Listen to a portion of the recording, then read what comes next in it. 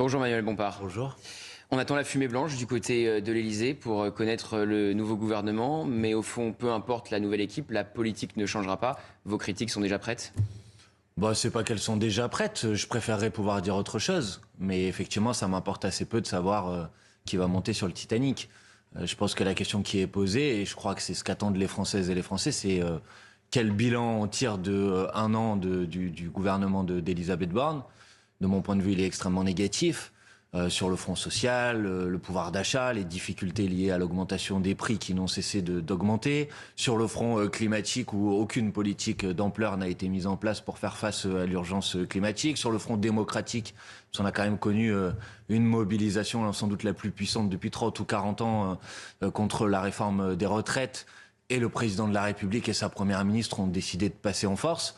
Et donc je pense que les Françaises et les Français, ils attendent des changements de politique. Et manifestement, vous l'avez dit, c'est pas ce qui semble être à l'ordre du jour. Donc effectivement, j'en attends pas grand-chose. Vous faites la liste des échecs, vous n'avez pas cité le front sécuritaire. Après la semaine d'émeutes qu'on a connue, on peut sans doute aussi parler d'échecs sécuritaires, non ? Je ne sais pas ce que ça veut dire, l'échec sécuritaire. S'il y a eu des révoltes populaires, si on veut parler de ça, puisque vous posez le sujet sur la table, la question qui nous est posée, c'est de savoir si on considère que les enseignements de ce qui s'est passé ont été tirés et si les politiques qu'il faut mettre en place pour faire en sorte que ce type d'événement ne puisse pas se reproduire ont été mises en place.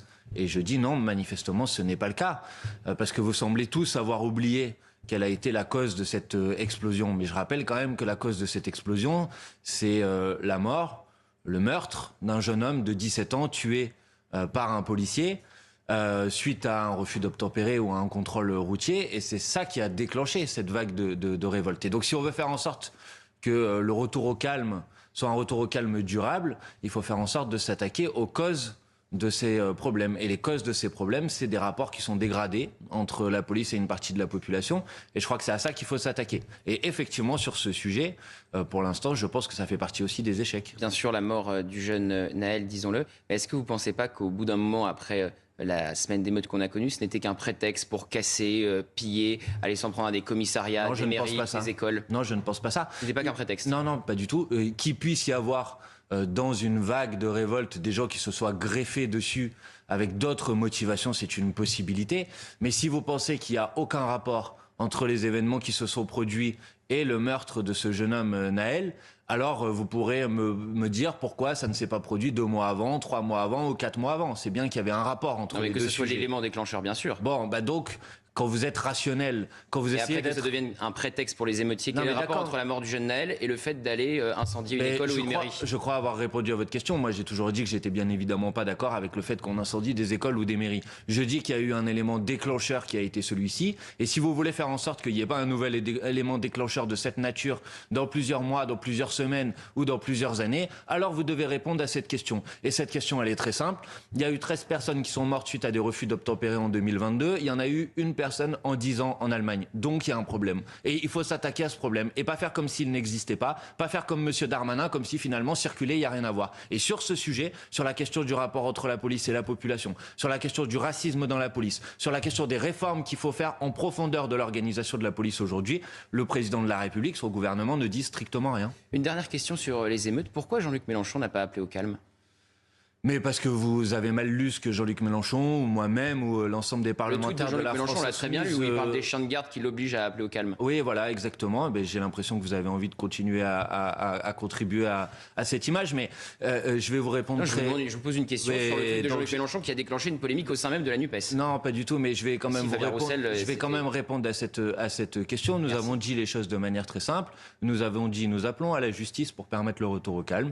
Nous demandons la justice. Nous demandons qu'il y ait des réformes en profondeur de l'organisation de la police. Nous demandons que la question des refus d'obtempérer soit attaquée. Nous demandons que la question du racisme dans la police soit attaquée. Nous demandons à ce que quand des syndicats de police publient un communiqué qui parle de guerre civile et qui menace le pouvoir en place, qu'il soit remis en place et qu'il soit remis en ordre. Et tout ça n'a pas été fait. Voilà, tout simplement. Donc nous avons demandé la justice et nous continuons à demander la justice. David Guiraud, député LFI, a refusé d'appeler au calme quand on lui a posé la question. Il a refusé de le faire. David Guiraud a dit les choses de manière très claire. Il a dit maladroite. Non, je sais pas ce que je suis en train de dire. Claire et maladroite, c'est pas tout à fait la même chose. Non, je sais, merci, mais c'était pas de maladroit de refuser d'appeler au calme. Mais attendez, pourquoi vous prenez qu'un bout de la phrase, etc. Il a refusé d'appeler au calme. On lui demande. D'accord.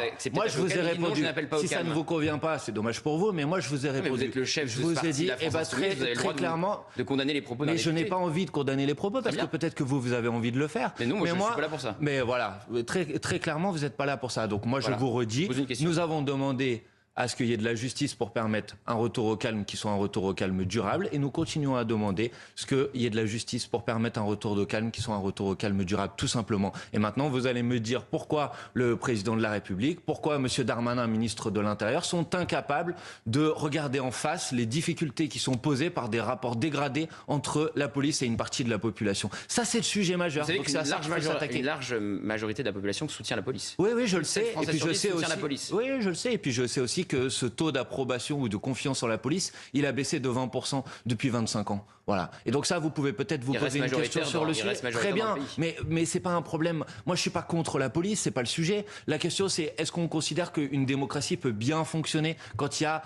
3 ou 4 personnes sur 10 qui n'a pas confiance en la police de son pays? Non, c'est un problème. Donc c'est un problème qui devrait nous interpeller tous. Il n'y a pas les anti-policiers et les pro-policiers. Moi, je pose la question de comment on fait en sorte d'améliorer ces relations. Et pour améliorer ces relations, il y a des problèmes qu'il faut regarder en face. Il y a des problèmes de précarité pour les policiers. Il y a des problèmes de suicide dans la police. Il y a des problèmes de conditions de travail pour les policiers. Il y a des problèmes de formation des policiers. Il y a un problème de racisme dans la police. Il n'y a pas que moi qui le dis. L'ONU le dit également. Il y a des problèmes d'une augmentation significative multipliée par 5 depuis le changement de la loi en 2017 de personnes qui sont mortes suite à des refus d'obtempérer. Et c'est toutes ces questions qu'il faut poser. Parce que quand on est attaché à la République, à la démocratie, on a besoin d'avoir des rapports entre la population et la police qui soient des rapports sains et des rapports apaisés. Et c'est pas le cas aujourd'hui. Vous venez de dire qu'il n'y a pas les pros et les anti-police. Force est de constater que quand vous échangez avec les policiers, ils sont persuadés que la France insoumise est un parti anti-police. Peut-être que vous contribuez à longueur de journée à expliquer que oui. C'est pas votre discours. Je peux vous faire, si vous voulez, la liste de vos bandeaux. C'est les bandeaux de CNews, c'est pas le discours de la France insoumise le problème. Je ne dis pas que ce ne sont que les bandeaux de CNews, mais je pense qu'effectivement vous contribuez à donner une image de notre programme ou de nos propositions qui ne correspond pas à la réalité. Quand vous avez des députés de la France insoumise qui restent dans une manifestation. Non, parce que vous venez de mettre en cause la chaîne, donc je réponds. Quand vous avez des députés vous avez mis en cause mes positions et ça vous a pas dérangé. Quand vous avez des députés moi, je de la vais France répondre à votre question au milieu d'une manifestation, parce que je dis ce que je veux ici sur ce plateau, tout le monde comme je le dis. Tout le monde déteste la police. Excusez-moi. C'est pas de ma faute alors si vous allez poser. Pensent que vous êtes un parti anti-police. Mais les policiers, vous n'allez pas parler à leur place, premièrement.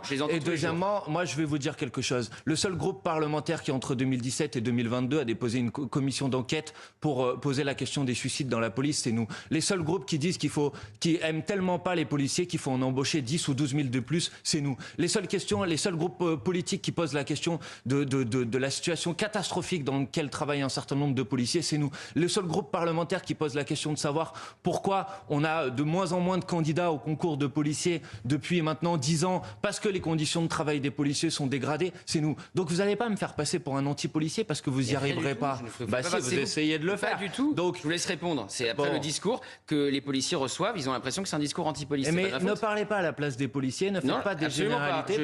On reçoit leurs représentants tous les jours et on les entend critiquer la France insoumise. C'est pas ma faute.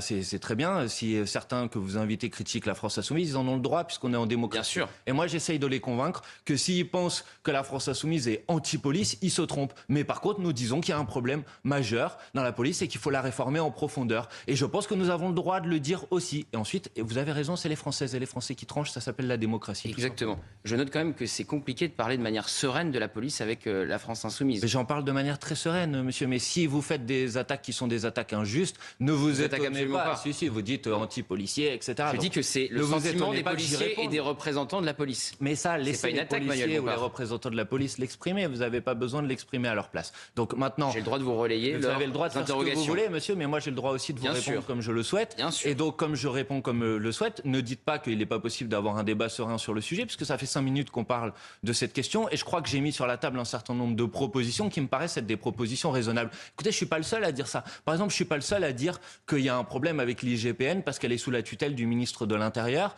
et qu'il faut faire en sorte d'en faire une institution véritablement indépendante. Non seulement je suis pas le seul à dire ça, mais en plus, c'est à peu près la norme dans un certain nombre d'autres pays d'Europe. Donc vous voyez, c'est des questions qu'on a le droit de poser sur la table et qui sont raisonnables et qui font pas de moi un anti-flic. L'IGPN qui enquête d'ailleurs sur 5, même 6 policiers placés en garde à vue dans votre ville à Marseille après la nuit d'émeute entre le 1er et le 2 juillet pour violence en réunion. Donc des fois, l'IGPN enquête, Manuel Bompard. Oui, c'est bien qu'ils enquêtent parce que les faits dont sont soupçonnés d'avoir commis ces fonctionnaires de police sont des faits qui, s'ils sont avérés, sont totalement inacceptables et scandaleux. Donc c'est bien d'enquêter. Et puis une fois qu'on a enquêté, c'est bien que l'enquête, elle aille jusqu'à son terme et que si les faits sont reconnus, que ça aboutisse réellement à des sanctions. Et on sait que malheureusement, ce n'est pas toujours le cas dans les dossiers qui sont ouverts par l'IGPN. Juste une dernière question. Si vous êtes dans une manifestation et que la foule se met à scander « tout le monde déteste la police », vous partez ou vous restez? Franchement, vous trouvez que c'est une question très importante? C'est une question, oui, intéressante. Ouais, alors je pense que vous poserez la question, par exemple, de savoir à M. Darmanin si quand il est dans une manifestation à l'appel d'alliance devant l'Assemblée nationale et qu'il y a des policiers sur la scène qui crient qu'il faut faire céder la digue de la Constitution, peut-être que vous lui poserez la question là, de savoir Manuel pourquoi Bompard il qui est face quitte à moi, c'est pas Gérald Darmanin. Oui, mais parce que j'observe bien vos questions à géométrie variable. Donc, j'ai pas eu Gérald Darmanin en face de moi encore. Moi, que les choses soient très claires, monsieur, je ne scande pas ce slogan pour une raison très simple, c'est qu'il est factuellement faux. Parce que vous l'avez dit vous-même, c'est pas vrai de dire que l'ensemble des Français détestent la police. Mais jusqu'à preuve du contraire, dire quelque chose de faux n'est pas encore un crime. Sinon, peut-être qu'un certain nombre d'entre vous seraient déjà en prison. Pardon, ça veut dire quoi ça? Que si mentir était un crime, peut-être qu'un certain nombre de journalistes seraient déjà en prison, puisqu'un certain nombre d'entre eux, parfois, ne disent pas tout à fait la vérité. Allez au bout. Mais j'ai dit les choses de manière très claire, monsieur. Vous préférez répondre avec des attaques contre les journalistes ou contre notre chaîne, c'est votre choix, Manuel Bompard. Vous me posez la question sur un slogan, je vous dis ce slogan est factuellement faux. Et ensuite je vous dis, mais le fait de dire quelque chose de faux n'est pas un crime, tout simplement. J'ai pas participé à une manifestation interdite, par ailleurs. Mais j'ai pas dit que vous avez participé à une manifestation interdite. Par plusieurs reprises à des manifestations interdites. Mais d'accord, mais si vous avez envie de régler des comptes avec mais pas du tout, c'est vous qui ciblez depuis le début de l'interview. Mais je ne vous cible pas, vous me demandez si c'est un crime de dire le slogan. Allez, on va parler tout le monde déteste la police. Je vous dis que c'est pas le cas, tout simplement. Je suis d'accord avec vous, ça sera plus intéressant. Ça sera plus intéressant. À partir du 1er août, hausse de l'électricité de 10%. Vous avez accusé Bruno Le Maire d'avoir menti, pour le coup, sur votre compte Twitter. Vous l'avez appelé Bruno le menteur, puisqu'il avait dit qu'il n'y aurait pas de rattrapage. Alors il se défend, le ministre de l'économie et des finances, et il dit que ce n'est pas un rattrapage, mais la fin progressive du bouclier tarifaire. Non, mais d'abord, il avait dit qu'il n'y aurait pas d'augmentation du tarif de l'électricité en 2023. Donc on peut prendre le problème par tous les bouts, il s'agit d'un mensonge.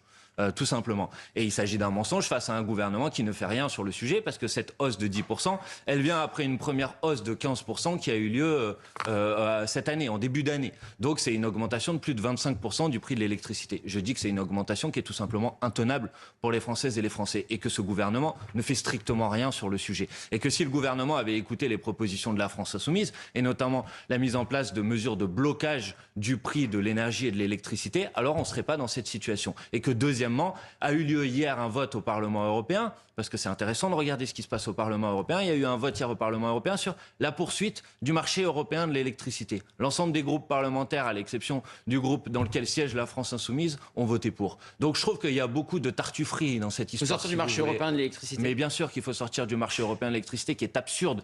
L'augmentation du prix de l'électricité aujourd'hui n'a aucun rapport avec l'augmentation du coût de la production. Le coût de la production d'électricité n'a pas augmenté de 25% depuis le début de l'année. Et pourtant, le prix va augmenter de 25%. Pourquoi? Parce qu'au milieu, il y a des marchés, parce qu'au milieu, il y a des spéculateurs, parce qu'au milieu, il y a des énergéticiens qui ont fait des profits gigantesques cette année et qu'on ne met jamais à contribution. Donc la proposition de la France Insoumise, c'est de bloquer les prix, c'est-à-dire de faire payer la différence de prix par tout simplement celles et ceux qui en profitent pour s'en mettre plein les poches. Une dernière question, Manuel Bompard. Le président du CRIF est-il d'extrême droite?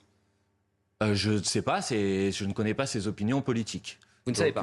Non, je ne peux pas savoir Vous ne pouvez pas répondre par non à cette question. Je ne sais pas quel bulletin de vote le président du CRIF met dans l'urne au moment du vote. Par contre, ce que je sais, c'est que ce qu'il a fait la semaine dernière, c'est-à-dire utiliser une cérémonie d'hommage aux événements, aux tristes et sinistres événements du Veldiv et de manière plus générale une journée d'hommage aux morts victimes des crimes racistes et antisémites de l'État français, utiliser cette journée de commémoration et d'hommage pour s'en prendre à la France Insoumise, je trouve que c'est indigne, je trouve que c'est abject et je trouve que c'est odieux. Et donc, puisque c'est sans doute la question que vous allez me poser derrière, je trouve que Jean-Luc Mélenchon et les députés de la France Insoumise ont bien fait, ont eu raison de dénoncer cette instrumentalisation honteuse d'une journée de commémoration. Même le jour de la commémoration de la rafle du Veldiv, c'est le bon jour pour qualifier le président du CRIF d'extrême droite? Ah non, c'est pas le bon jour pour avoir une polémique politicienne, ça je suis d'accord avec vous. Mais la personne qui a décidé de détourner l'hommage et la commémoration de cette journée-là pour s'en prendre à une formation politique, en l'occurrence